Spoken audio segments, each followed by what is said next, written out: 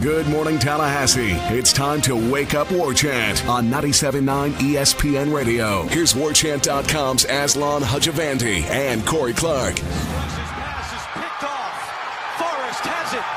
And another one is done. Xavier knocked out by Florida State. Now they dropping and yelling. It's a tad bit late. Nate Dogg and Warren G had to regulate. That music can only mean one thing. Ira Schofel joining us here on Wake Up War Chant, Monday edition of the program. Ira, thanks for being here, man. How are you, friend? My West Coast guys, and I'm going to the West Coast now thanks to that game last night. I mean, it's just poetic, man. All across the entire stratosphere. It is poetic. We'll be joined by co-host Corey Clark here shortly in the program. He's knocking things out in Nashville, trying to stay awake, trying to fall asleep, or whatever he's trying to do right now. This show brought to you by For the Table Hospitality and their 3 awesome locations over in the College Town District, Central, Madison Social, and Township. So, yeah, it happened, everybody. Florida State goes into Nashville just the way we expected, hopped on Missouri early, got up by 20-some-odd points, and then hung tight in the second half and had a double-digit win, and then took down the number 1 seed Xavier after trailing by double digits about midway through the second half, right? Just the way we all drew it up. All in a couple days of work. Yeah, it's the roller coaster emotion for Florida State fans going from, man, this is awesome. When you're going to roll and win this game by 20-something points against Missouri, then all of a sudden it got down to, how low did it get, 8 or 9, something like that? I mean, they creep back in. They got to single digits, about 9, I think. And threatened, and all of a sudden people are thinking, oh, this is how it's going to end? Really? This is how it's – and then they come back and get the distance and get that win. And then the Xavier game, like you said, played real well in the first half, and then the second half they're down 12, and you're thinking, okay, it's over. Made it to the second round. It's not bad for a team that came into this year with pretty low expectations after losing 3 NBA guys. And then they just make that run late, and that was unbelievable. I mean, I know it was unbelievable for Xavier. Xavier, excuse me, Xavier, because I can't imagine they ever thought in a million years they were going to lose that game. But their big guys got in foul trouble. Makura fouled out. Yep. And Florida State made so many big plays. PJ Savoy hits the 3. They knocked down their free throws. Played great defense down the stretch. I mean, really remarkable. Yeah, there's no one singular point in that game where you're just like, here's where it all changed. It does, at least doesn't feel like it. I mean, it looked like it was going to kind of get ugly there. I meant to text Corey and tell him about it because I'm sure he probably didn't see it while he was sitting on press row. But Leonard Hamilton yokes up PJ Savoy in the timeout. They're trailing by double digits. Like, oh, man, this is going to be the whole talking point now. And I'm ready to come in here and be all snarky and introduce you and Corey. Then first thing be like, Leonard Hamilton, fire him, or what's going to happen? And then looks what happens. Amazing 75-70 win over Xavier. Surprising to most folks, but to Leonard Hamilton, not so much. At this level there, you can really call them as much upsets as is just what they call March Madness. See, sometimes the team that's the most talented might not necessarily win the game. It's the team that's playing well at that particular time. I can't say that we maybe are much better than Xavier, but we were much better than Xavier in the last 2.5 minutes of the game. And sometimes when the games are close, that's all that's important. And I think that's what you see happening there. There are teams that find a way in that moment to get that mental and emotional challenge or advantage, and they make plays. And that's why I think the NCAA tournament is the greatest sporting event of all sports. I mean, that's ultimately what I guess it comes down to, right? They somehow nipped and tucked it back into making it an actual game with 3 or 4 minutes left. And then this team, though, like the 9-seed team that was perhaps on the bubble to folks here in Tallahassee, they're the ones that find the way to make the plays and make the shots. What's amazing, what's funny is I was listening the other day to an interview with Leonard Hamilton did up in Nashville. I don't know if it was one of the press conferences or if it was maybe Jeff Cameron had him on the other day. One or the other. I think it might have been on Jeff's show. 3 to 6 o'clock right here on ESPN 97.9 Tallahassee. Right here, lock it in, 97.9. ESPN Sports Monster. Yeah. But Hamilton said something. He says it all the time, but he said something along the lines of, we're still growing. I feel like our best basketball's ahead of us and all this. I'm like, Leonard, it's like March 17th, buddy. I mean, like, you're running out of time to grow. If it's good, it's got to come at some point. And I just kind of laugh because I've heard him say things like this at this time of year in years past, and just kind of cracked me up. And then sure enough, man, you could say that might have been the best they played. Certainly 2 games back-to-back to really manhandle Missouri early in that game, and then beating a Xavier team that was a number 1 seed. I mean, was expected to make the Final Four.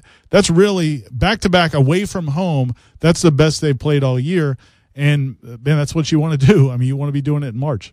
And the thing is, and I was asking them this on Saturday before I left Nashville to come back down here, it felt like, the last month and a half of the season, they didn't play 2 games in a short amount of they felt like they had those 10-day sort of lulls between games. They had that weird layoff before the NC State game, and then kind of laid it up in Raleigh, then obviously getting bounced early in Brooklyn. You're just like, man, they haven't been able to find a rhythm. How good will it be just to play, 24 hours later? And I don't know how much of that was just the fact that they're able to kind of develop a rhythm and get that sort of connectedness, as Leonard always points out to you. 5 guys end up finishing in double digits, led by Trent Forrest, 5 of 8 from the floor, 13 points. PJ Savoy, 3 of 5 behind the line with 11. Terrence Mann had 10 points, so did Phil Kofer. Then Brian Angola, team high 16 points, 5 of 12 from the floor, 3 of 7 behind the arc. Cabin Gelly, Fifi goes crazy as well, and to a certain extent. I mean, just hitting free throws. I mean, 3 of 4 for some reason seems like when you see a guy that big knocking down free throws, it's kind of crazy. But does this team have? I don't know. Like, I want to get Corey on here to ask him this question, but I'll ask you because I don't want to wait that much longer. Is the fact that we always talk about this truncated format of the craziness, whether it's NCAA baseball tournament or the basketball tournament, and you're not going to let December and February, December through February fall by the wayside just of what you do in March. But this is the best feeling this program has had in what, 7 years since they made it back to the Sweet 16. I mean, I don't know. I don't think winning the ACC championship is nearly as fulfilling as what they did last night. Yeah, I mean, it's different. It's real different. And I think part of why this one feels so special is because it does come after, a year with some tumultuous, some highs and lows.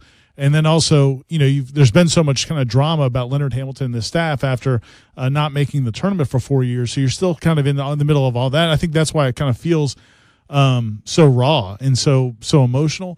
Back then when they made it to the Sweet 16 last time, I don't think it was as dramatic because it was a good team. It was a really good team, and people expected a lot of that team when they went out there. But what's funny about it, and you said, I think you were touching on how teams make runs in the tournament for whatever reason. And, you think about the teams Florida State lost to in some of those years, like the VCU team that Florida State lost to. Florida State had a bunch of chances to win that game. It's not like VCU just destroyed Florida State. Florida State probably should have won that game, had some big mistakes that kind of hurt them. And then VCU gets a Kansas team that, talking to the Florida State coaches at the time, felt like it was a very beatable team. They thought that Kansas team was very overrated and had a lot of things you could exploit. And they had said that before VCU did it. That's why they were so upset about that loss. They thought, man, we'd love to play that Kansas team in the Elite Eight. Sure enough, VCU beats them and gives them a Final Four. Well, the difference between going to a Final Four and getting knocked out in the Sweet 16 is like a play, in that VCU game. So that's, you kind of wonder for Leonard Hamilton or for this team. I'm not going to say it's the luck of the draw sometimes in the NCAA tournament, but, you talked about that the truncated format. Sometimes it is. There's so little separating a lot of these teams that it may come down to a one play here or there, and then maybe the next round that the other team's key player doesn't shoot well, has a bad night, whatever it is. That's why, I mean, it's like I tweeted the other day, one of my daughters asked me, why did they call it March Madness? She just didn't know why that phrase. And I was like, well, I was trying to explain to her that this kind of stuff happens, and it is. This is what happens. How about your Retrievers, man? Baltimore County, man. Represent Baltimore County. Born at St. Joseph's Hospital in Baltimore County. That's where I was born. I was all fired up, man. I was doing research on UMBC after that win. I was all fired up. But yeah, that I kind of hoped they would pull it out against Kansas State. But Cinderella. I guess the clock struck 12 last night. I'm that guy. I felt bad for Virginia. I saw you tweet that. I felt bad for Virginia. I haven't been covering the beat. I don't know what kind of big Tony Bennett is or those kids are, but just when you're that supremely talented and you have a legitimate shot winning a national title and just you have a bad night and then it's all over. And then everyone's so happy and everyone's rooting against you. And not because you're a bad person or any transgression you've ever done, but they just want to experience this first ever, monumental upset, and then no one cares about you. I remember my roommate, one of my roommates in college, he actually lives in Tallahassee now. I'm not going to call him out because we disagreed about this point. But he, one of my roommates in college, we were watching a game when we were in school, and the guy had a perfect game going to the ninth inning, 2 outs, gives up a single, and he was like, I'm happy for the hitter that he didn't make the last out. I'm like, what? Like, is that what I'm rooting for? That's what I kind of felt like. It's a perfect game. It's like that's one way to look at it. It's your dude. You cheer for the UMBC, man. You got to cheer for the underdog. I do find myself cheering for underdogs less the older I get. Right. Especially like in football, I'm kind of like, stay in your place, Boise, or whoever you are. Houston, I saw you and Tom Herman had an accident around with him with his grills and all that stuff leading up to the Peach Bowl. Exactly. But I wanted UMBC. I try to do my my wire accent, Baltimore. Like Balmer. Is that Baltimore County? Try to. All right. We'll get this thing back on the rails. We have Corey Clark joining us here to give us his thoughts from Nashville as Florida State, once again, 75-70 winners over number 1 seed Xavier. That's the first ever time Florida State has taken down a 1 seed in the NCAA tournament. They will go on to play Gonzaga, Los Angeles, Thursday. Ira, I'm going to have you a Tupac mix ready for you when you get on that plane, man, so you'll feel right at home. Be throwing up the W? There you go, man. Eat that W. We'll be right back after this. It's ESPN 97.9 Tallahassee's Wake Up War Chant. You're locked in to Wake Up War Chant on 97.9 ESPN Radio.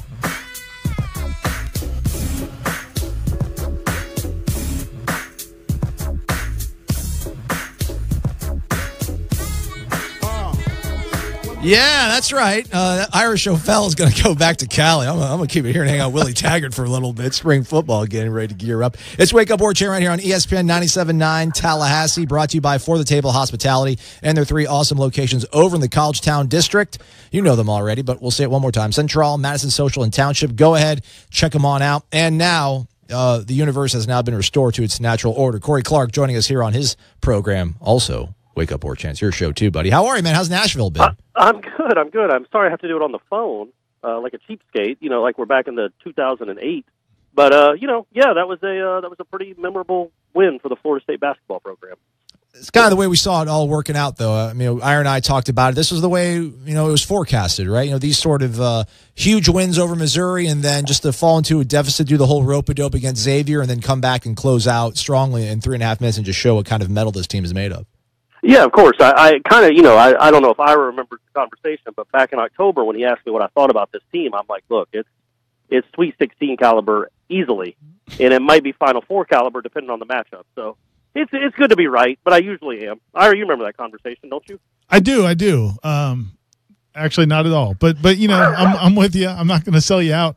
Hey, man, how pro Xavier was the crowd? Because the announcers were pretty pro Xavier. Was the crowd pretty shocked as well? It was such an odd day in the arena because, look, Cincinnati is from Cincinnati, obviously, just like Xavier. And, they were gutted. I mean, nobody's lost an NCAA tournament game like that. So I thought they would all leave. And most of them did, but there was probably a couple hundred Cincinnati fans that stayed. And then with about 2 minutes to go, the war chant, you could hear it all over the place. And it wasn't, there might have been, 40 Florida State fans. I mean, there weren't many. It wasn't a big showing. But at the end, when Florida State was really making their run and tied it up, the war chant was loud. And the Cincinnati fans that had stayed, and I think even just Nashville fans, basketball fans that were here just to watch, they wanted to see a number 1 seed, at least in a game, and maybe even get upset. So for about 37 minutes, it was really pro-Xavier. I mean, I would say 10-1. But then when it really looked like Florida State might win the game, it flipped, and it became a pro-Florida State crowd for the final few minutes. Senior writer for WarChant.com, Corey Clark, joining us from Nashville. Again, Florida State 75-70 winners over number 1 seed Xavier. They're going to head to the Sweet 16 Los Angeles and take on Gonzaga. Corey, you're not our body language expert, so that's Ira's duty. But you were there, obviously talking to Ham and the players after the game. Could you sense the excitement that the fans, I'm sure, were feeling after that game, or is this team still just kind of businesslike after a huge win like that? Would you say I'm like the language of love expert? And Ira's more of the body language expert, or are those two kind of go hand in hand? We can give you that. I'm not opposed to that. You can put that on the business card if you want. You can put that on the Twitter bio.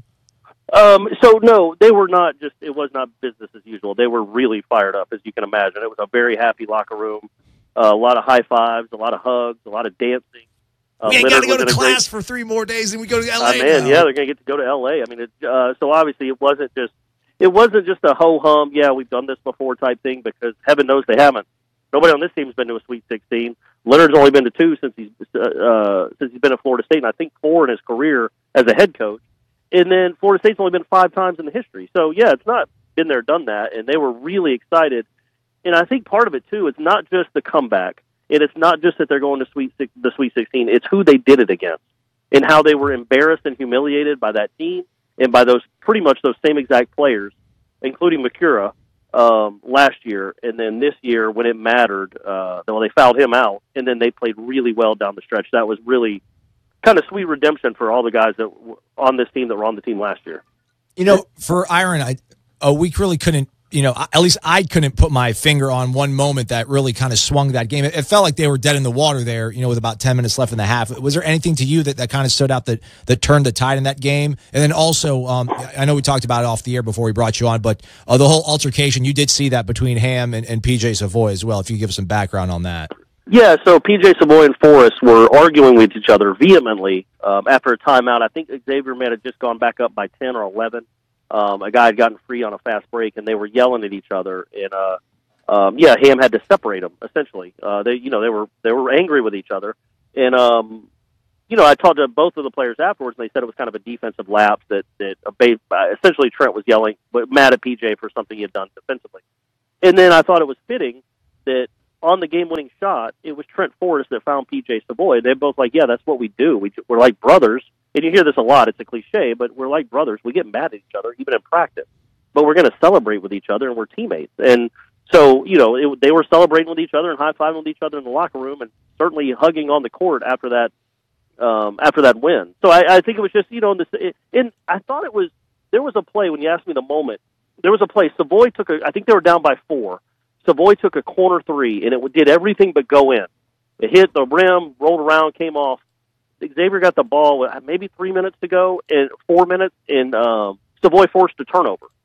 And Hamilton, the way he reacted to that with his fists and kind of throwing fists like Tiger Woods almost, he was as animated as I've ever seen him about a defensive play that one of his players made. And I thought that was that kind of told me, man, they know this game is there for the taking. They're into this. They're dialed in and they're engaged, and they know they can win this thing. What's interesting about it, and you touched on the just kind of the symmetry of a year ago to where they are now, and that story you're talking about with Savoy and Trent Forrest, really it symbolizes the difference in this team to last year's team, because in last year's game there was that moment where Xavier Rattan-Mays, who was a junior starting point guard on that team, and PJ Savoy got into it on the court, and they were kind of yelling at each other, and Florida State's team just kind of fell apart in that game against Xavier last year when they got down, like they did in a lot of games. If they got ahead, they could boat race you, but if they got behind, they would just fracture and fall apart, even though they had 3 NBA guys on the roster.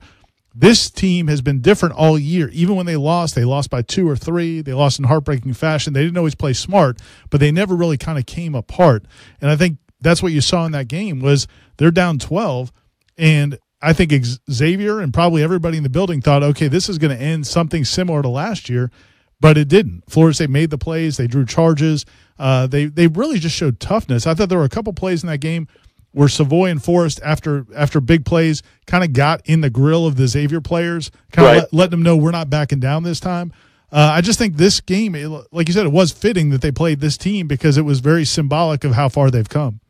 And I think, man, when you look at this team, it's hard. I know people, we're still in the middle of this season, but they got just about everybody coming back. And if Kofor gets this next year, I mean, they're going to have everybody coming back but one. And I think Trent Forrest has been their best player for a month. And he took over the game. He in every game they've played, it seems like for the last 8 or 9 games, he's had a stretch where he's taken it over. And he doesn't do it by hitting 4 threes in a row, obviously, or scoring a ton of points. But getting loose balls, getting steals. I thought there was a play where he ripped McCura on defense. Now McCura came back and blocked his shot and got called for a foul. But that play right there, I thought he didn't back down or shy away at all. He accepted the challenge and eventually got the kid fouled out. And I just thought it's a different team and it's a different makeup. And I think moving forward through this season, sure. I mean, I don't know that any of us expect them to win a national title, but heck, they got a better chance than anybody but 15 teams. Moving forward, when you have Cabangeli, who was so competitive and made big plays down the stretch, And then Forrest, who I think, if he takes another step, could be one of the best guards in the country. That I think just the future is bright, even going past what they do this weekend in California. What's crazy about Forrest is there was one play, and I think it was in the second half, where, Xavier was doing a great job of getting back in transition. They were very mindful of FSU getting any really things going in transition.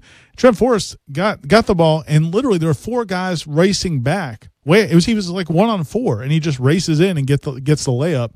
And it's almost like he's so fearless, and it's hurt him in a few games. I think at Louisville, I think he had some drives where they didn't work out. But he is so fearless, and I think that rubs off on the other guys. And then you have a guy like Cabangeli to clean up the mess. Those 2 putbacks he had were huge down the stretch. Well, yeah, and that's the beauty of having somebody like Forrest. Cabangeli's their best rebounder, certainly their best offensive rebounder, and I think that guy's going to be a star too, or certainly has the potential. But yeah, you get the ball up on the rim, and then you get an athlete, a guy that's as physical, as competitive as Cabangeli. There's a real good chance he can get the offensive rebound. And yeah, you just look at this team. There's a lot more toughness to this team, and we've seen it all year. I mean, I know people roll their eyes, and they were a 9 seed, and they didn't have the best season, but they got into the tournament, and they got into the tournament not because they're loaded with NBA talent, because they were a tougher team than the one a season ago. They could win a few games on the road against good teams, and they wouldn't just melt when they got behind. They would punch back in every game almost, literally almost every game. Maybe one time, the NC State game, where they just really didn't compete. And that was because they couldn't make a 3. So I just think they have a real good shot of maybe not winning 2 games in California, but being really good again next year, because they all come back and they're all going to be tougher and better. Corey, I need you to be a flip-flopper and go into extreme recency bias and admit that this season is now much more successful, much more fulfilling, much more memorable than a 26-win season from last year that netted them a 3 seed and 1 tournament win. I'll one-up you. Leonard Hamilton is a much better coach today than he was 48 hours ago. It's not even close. You can't even compare the two. What he did, I mean, you know what I mean? That's just how it works. I get it, and you're right. He's got another Sweet 16 under his belt. This has been a successful season. I think people will look at this and say this was a better season than the one last year. I'm not really of that, depending on how it goes. This is what it's all about, Corey. This is what it's all about, man. You got to make it to the tournament and win. And I would say this, man. Like, he's had to sit there and eat it when coaches, when the Shaka Smarts, get to the Final Four, or all these other coaches, when they beat Florida State, it's they're geniuses. Well, man, he gets the win. He gets in the Sweet 16. Give him some credit. Oh, for sure. And I wasn't saying like that he's. I'm just saying. You guys know, I think he's a good coach and done a good job with the program. I know. I'm just saying that, like, you're kind of laughing at the mentality that he's a different coach today than he was 2 days ago. But that's the mentality, right? That's usually the mentality of how basketball works. Yeah, and I'm saying, so he should get that credit when he gets the blame. Right, sure, sure. So yeah, I mean, if it goes that way, then sure, yeah. I guess by the way we judge this sport, this season has been a better season than last season because they're still playing in the second weekend of the tournament, and that's the whole goal, like Aslan says. So yeah, man, good for him too, because I mean, it's just it's always fun to cover a team that makes a run, and it's always fun to cheer for a team that makes a run. And I don't know how many people, there weren't many Florida State fans, I have to imagine, that thought they were going to beat Xavier, especially after seeing them play last year. But tell me what that says about this program, what that says about that coaching staff, that Xavier, by every measure, is a better team than they were last year. They got the cancer kid that they didn't have. Everybody else is older and wiser and better. They were whatever they were, 32-3. Florida State loses 3 NBA players, and Florida State's the one that wins in a basically an Xavier home game. So what does that say about this coaching staff and these players to be able to improve that much in a year? They got a good one, man. Good enough. Yeah. Good enough for this program. All right, Corey, you're dismissed, man. Thanks for joining us. Spring football, you have any hot takes you want to share right now, or do you just want to stew on them during your drive back to the A? Some hot takes? No, I just, I love spring practice. I really do wish it was there was more of a quarterback battle. Those kind of can make spring practice fun. Come on, Hockman. And this isn't going to be one. Hey, I'm sorry. A trifecta quarterback battle with 3 quarterbacks instead of just the 2, but that's what I'd like to see. Other than that, hopefully we'll get to talk to some coaches and some players. All right, Corey. Thanks for your time as always. That's Corey Clark, the senior writer for RedChat.com, the better half of this program. I know. Drive careful, buddy. Thanks, guys. Bye. When we come back, we're going to turn this podcast into a Richard Deitch special, talk about media coverage. WarChant.com, your ultimate Seminole sports source, knows now is a time of true excitement for Nole fans everywhere. That's why WarChant.com is especially proud to announce its newest team member, senior writer Corey Clark. Combine Corey's expertise with owner Gene Williams and managing editor Ira and WarChant.com boasts nearly 50 years of experience covering the team you love. It's Taggart time in Tallahassee, and that means now is the perfect time to sign up for your free 30-day trial. From National Signing Day to March Madness, WarChant.com is your ultimate Seminole sports source.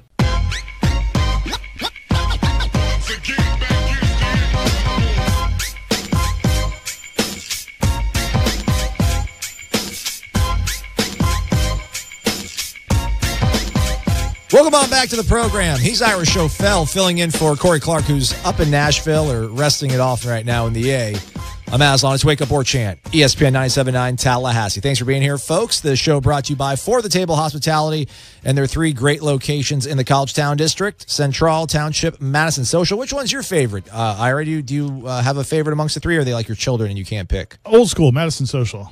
Guys, keep it old school. The OG, because you like Eric B. and Rakim and things of that nature. Exactly. Oh, get some. All right. Those 3 locations will be popping, as the kids say, here shortly, because it's spring football season. And what better thing to do after getting to experience a 8 o'clock practice than to perhaps go and grab a cold sud at one of those fine establishing water holes. So, after the 8 a.m. practice? Is that when are we going to be able to talk to them? We're going to talk to them before practice, which is stellar. Like 8:45 in the morning. So what do we do? Because I always make fun of the people in our business that ask terrible questions. The whole talk about. I hate when people say talk about. If you just say, can you describe? It's the same exact question, but it actually becomes a question. It's no longer a statement. You're not telling them to do something. Yeah. So I'm asking you, Ira, as being the venerable sage on this beat, what am I going to ask Willie Taggart before practice number 3 of spring? Yeah, before the practice starts. You're going to have to be a little creative there. That is one challenge to this approach. I mean, I think, it's going to have to be more feature oriented and more big picture things than reacting to what happened that day of practice. Because a lot of times the way it would work in the old system with Jimbo and Coach Bowden before him and really any college I've covered, any football team I've covered, after practice you do the interview and might ask questions, leading questions, try to dig around a little bit to try to get some information, and then see where that takes you. And if he mentions that he's mad about this or happy with this or mentions a player standing out, now you can follow that line. It's going to be a little bit harder here. But, it'll just be different. And so if a guy stood out on practice on Monday, when we interview him on Wednesday, that may come out. Or we may have heard something about it. Or the player, somebody else may have mentioned, hey, so-and-so has been playing really well. So then, we'll follow up on a Wednesday as opposed to right after practice. It's just going to be different. But yeah, I can't. It's not like you can say, "Hey, what are you hoping to accomplish today?" I mean, it's not going to have a long shelf life. Trying to get 3% better. We just want to get 3% better every day because we know if we can do that, we'll be at 100%. So why are you so selfish, though, Ira? Why don't you just realize that doing this is keeping the team incubated from the media chaos, and this will allow them to be their very best because hand placement and route trees and read progressions are usually muddled when you have to talk to the media. Why won't you just accept the fact that you are a problem for the success of a football program? Why can't you just take one for the team and just don't care about this? Yeah, man, I'm not gonna do that. Oh, you're not. I'm trying to. I'm trying to play that game. We're gonna try to start straight up here and see how it goes with old Willie Taggart. But I'm talking about the fans. Like the fans think that we're whining and complaining, and maybe I am. Yeah. Ira's not. Maybe I am. But listen, if you want it, Seminoles.com should be the marketing arm for Florida State athletics. That should be the marketing arm, give you maybe some fuzzy feature stuff or whatnot. But when your news is coming from, everything's being filtered through a centralized organization, listen, no matter where you stand politically, you don't want the only news from Washington, D.C. and the White House coming from the people who are working inside of the White House. And at the end of the day, it's not we want to be able to tell great content so we can get clicks or anything like that.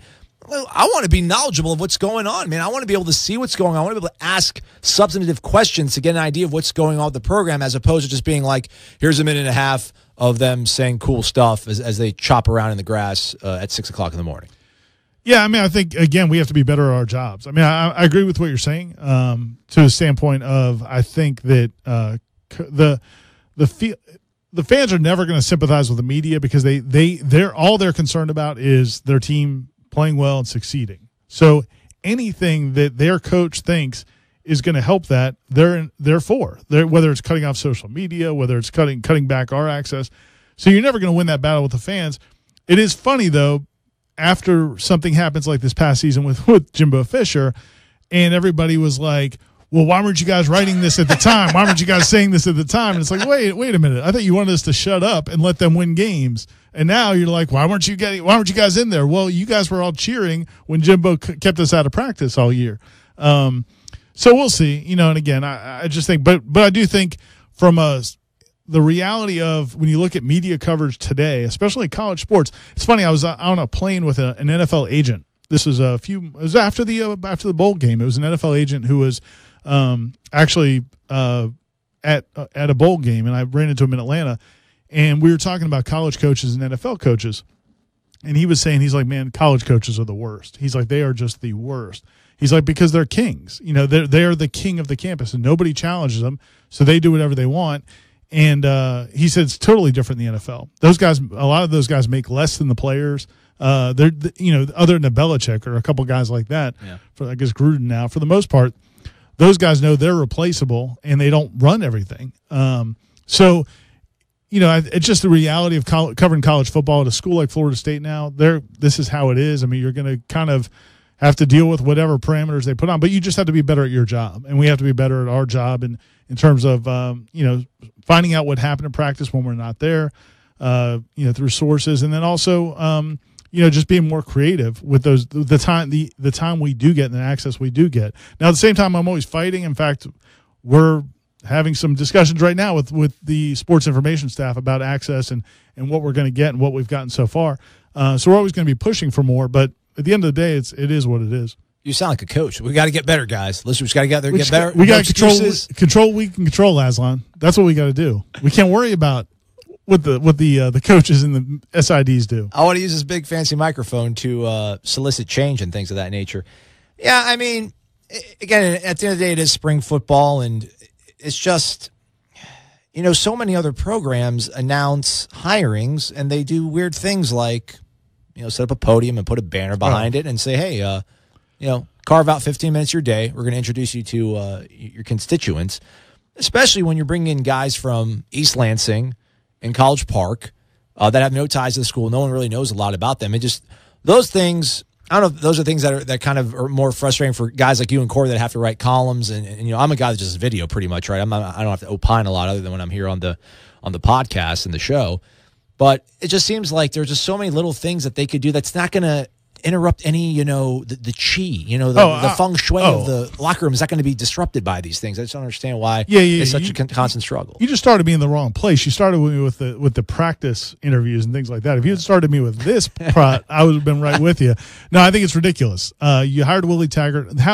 What's happened up till this point, the first 3.5 months of the Willie Taggart era, and how to use the media locally to build support and excitement. I think FSU's completely butchered that, and those are those discussions I mentioned. I just think that right now you've got everybody could not be more excited, and so Willie Taggart, they made him available to a lot of national media. He's done shows in Atlanta and Orlando and different markets other than Tallahassee, and I don't know why that is. I can't explain it. I just know that. And then the assistant coaches, again, the University of Florida hired a bunch of assistant coaches. Those guys have all met with the media. Again, this is all, at the end of the day, you're trying to sell tickets. You're trying to build support. You're trying to get donations. You're trying to fundraise. You're trying to get people vested in the program, especially after a ridiculously bad year and an ugly divorce. I mean, just a really ugly, chaotic period of time. You've got this guy, Willie Taggart, who is so marketable and so just good with the camera on. Why would you not make him more available to the local media? So I think that's bizarre. Now, one of the answers they've given us is that he's going to be very accessible during spring practice, that he is going to talk, I think, like 13 or 14 times over the course of the month of spring practice. So we're going to get a lot of him going forward.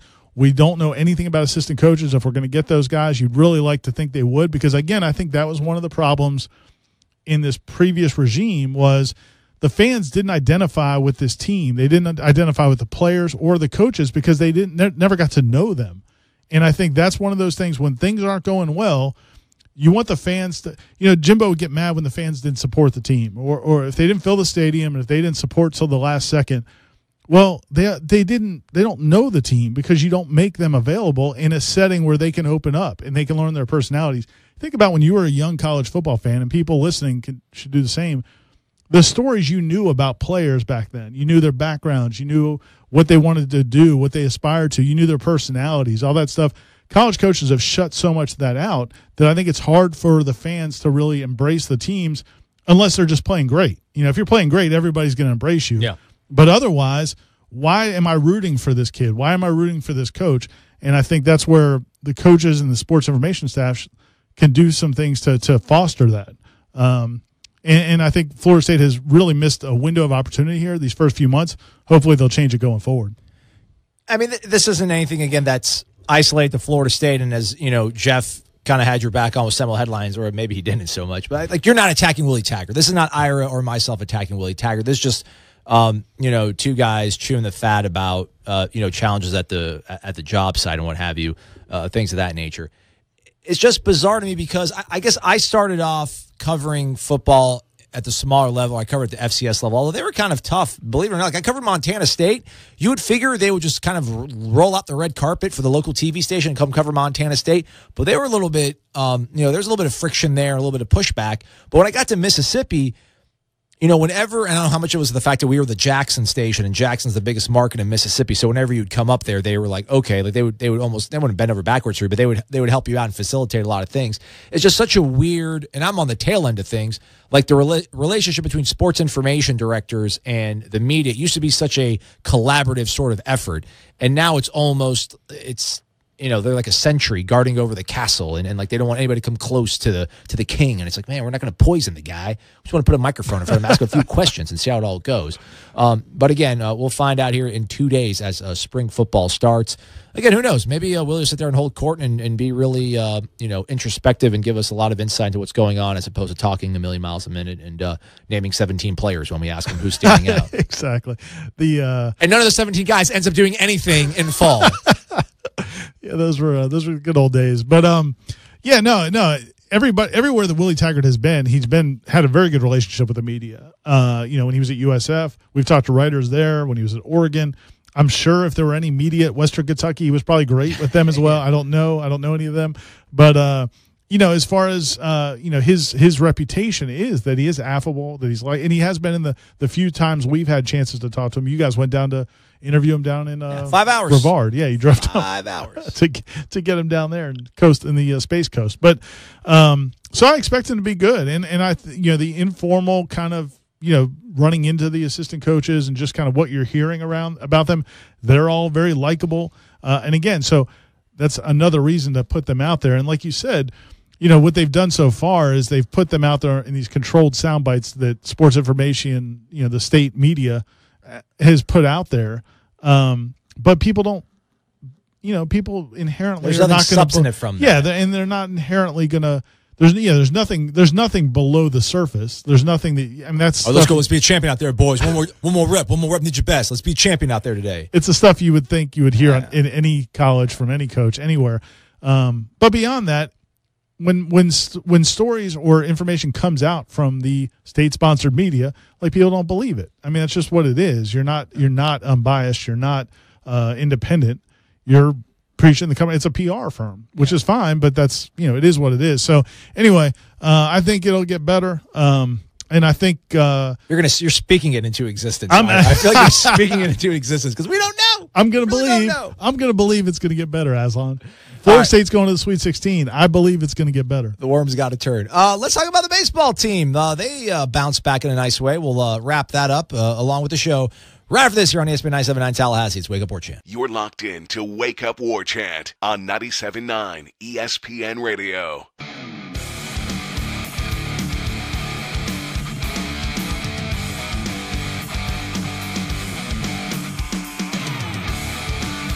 What's up, everybody? Welcome back to the program. Wrapping things up on this Monday edition of the program. 5-star Ira Schofel joining me here on Wake Up War Chant. Corey Clark in Nashville. He'll be back with us soon, folks. Don't worry about it. We know that everybody here is for hardcore. Hardcore will be back soon enough. The show brought to you by For the Table Hospitality. There are 3 awesome locations over in College Town, Central, Madison Social, Ira's favorite, and Township. Go ahead. Check them on out. Maybe do a little dress rehearsal. Get ready for the spring football game and your post-game celebrations. Just go walk around a few times in the month of March so you're ready when April rolls around. April 14th. I believe so. Are you gonna share any Corey Clark nightlife Nashville stories with us? Dude, we were we're on different. It's weird because we are.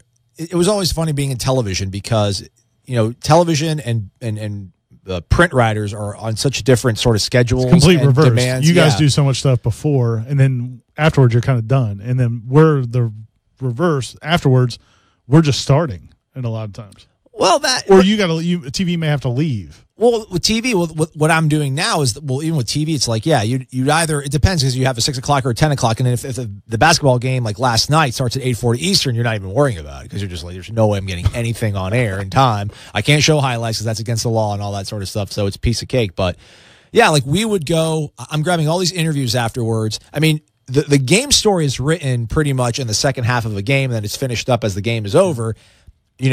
Corey and I will do our little post-game analysis, funny stuff or whatever. Then I have to interview all the players in the locker room afterwards. I got to start uploading all that stuff.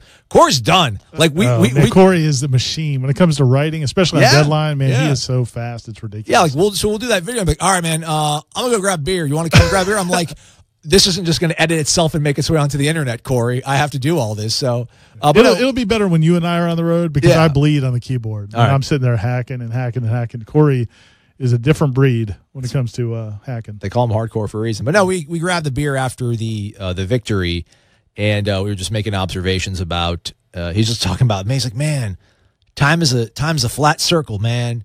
They're playing. They're playing. We're in Nashville, so everywhere you go is live music. They had a cover band. They were playing Skinner. They were playing Freebird, and there was a group of 5, Southern frat boys, probably just. Hands in the air, beer in the other hand up in the air, just like Corey was doing 25 years ago. Exactly. He's like, man, time is a flat circle, brother. He's like, me and my buddies are doing the same thing like 25 years ago, and they'll be doing the same thing 20 years from now sitting in this bar stool. I remember being at Isla Morada for spring break, and the cover band there played Give Me 3 Steps like 1,000 times. Like every 20 minutes, give me 3 steps. And I swear, if you go to spring break at Isla Morada, that band's probably going to be there playing "Give Me 3 Steps." He's right. Oh man, yeah, it was cool to see because we have this whole thing about what if these 2 songs just absolutely drive me up a wall. If we lived in a world where they no longer played "Sweet Caroline" or "Don't Stop Believing," what would humanity be better off with? And then of course they started playing like a jerk. They've actually played "Sweet Caroline." I'm like, why are they playing? And then Corey got mad. He's like, why are they doing this? They're a good, talented band. They don't have to cheapen themselves and do this. Why are they doing this? And I'm like, it's going to get people to sing along, it man. It's terrible. Stop Might get a tip. People might buy them a beer. I guess, right? They play Sweet Caroline at the baseball games at Hauser. So there's your segue. Good, fantastic segue. Look at you. I don't have to do my job around here. So that was a bad way to start things off on Friday, right? With a grand slam in the first inning, and then just the wheels kind of came off in game 1. But when it's all said and done, Florida State wins on Saturday and Sunday to win their first ACC series of this season. Yeah, getting the wins was important. Getting the wins, getting the series win after the way they played last week at Wake Forest, letting that series kind of get away from them. But I don't think anybody that watched the games walked away feeling like, okay, everything's fine now, because you still had a lot of fielding mistakes. You still had a lot of base running errors. You still had a lot of empty at-bats in key situations. Really, all the things that Mike Martin was kind of lamenting last week after the Wake Forest series kind of showed their heads against this weekend. Again, big situations. You got your best hitters coming up, Mendoza and Raleigh and those guys, and they're not putting the ball in play. And when there's bases loaded or 2 on, runners in scoring position with less than 2 outs, they're not putting the ball in play. Both of those guys struck out in those situations. Again, you had some fielding mistakes, throwing the ball around with a freshman on the mound on Sunday, Austin Pollock, but he battled through it, and they ended up getting the win. So at the end of the day, we joked about how results is all that matters in basketball in March. And at the end of the day, it's wins and losses that matter. But I don't think anybody that watched those games would feel a whole lot better about this team right now because they're still making a lot of mistakes and they're not good enough right now, to beat good teams if they're going to make those kinds of mistakes. There's something to be said, though, about not looking particularly well and still winning. But winning, because I feel like, history is an indicator that this team will eventually find its bats. I mean, it's been pitching that's been the bugaboo, and I don't know how much of that kind of reared its head. I mean, I imagine Cole didn't look awfully sharp on Friday. It was so weird. Cole's day was bizarre. First of all, the grand slam was odd because they got a couple guys on base, and then their number 3-hole hitter was hitting like 4-something. And their 3-hole hitter was, a fantastic hitter, and I can't remember his name off the top of my head, but he's a fantastic hitter. And so they intentionally walked him to load the bases because it was Podcole's as yeah, I think so. It was second and third, and so they walked him to load the bases and set the double play, which I'm not a big fan of intentional walks in the first inning, and certainly not when the next guy hits a grand slam. So it didn't look great. But, so Cole Sands really he didn't pitch that poorly. They put a guy on base, he gives up a home run, and now he's down 4-0. And then he kind of got in a little bit more trouble, but then he retired like 11 straight batters. Going into the 7th inning, he'd only thrown like 84 pitches. Looked like he'd really found himself, had gone through the lineup a couple times and seemed to be pitching pretty well, and then falls apart again and gives up a couple more home runs, and then all of a sudden, the game's out of reach. So it was weird. There were times where he looked pretty good, and then he made some big mistakes, and they made him pay. Drew Parrish pitched really well on Saturday, and then Pollock again didn't have his best stuff, but for a freshman to battle through that and some of the defensive mistakes that they made and give them 6 strong innings and get them into the later – he didn't factor in the decision. But I thought that was really impressive, especially because last week at Wake Forest he really fell apart, had just an awful start at Wake Forest. Yeah. Noles back in action Tuesday at Hauser. They'll take on UCF. Actually, Tuesday, Wednesday said. Didn't even realize that. Look at that.